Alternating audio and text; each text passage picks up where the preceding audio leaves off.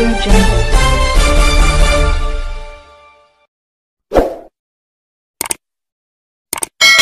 बार्शी तालुक्यातील हातीज येथे किरकोळ कारणावरून शेतकऱ्याला 9 जणांनी मिळून मारहाण केली आहे. शेतकऱ्याला लोखंडी पाईप, लोखंडी रॉड, खोऱ्या तसेच प्लास्टिकच्या दांड्याने आणि लाथाबुक्यांनी मारहाण केली. या मारहाणीमध्ये शेतकरी प्रताप बनसोडे यांचा उजवा पाय फ्रॅक्चर आहे आणि त्यांच्या डोक्यात गंभीर दुखापत झाली आहे. ही घटना 16 मार्च रोजी सायंकाळी 6:30 वाजण्याच्या सुमारास घडली.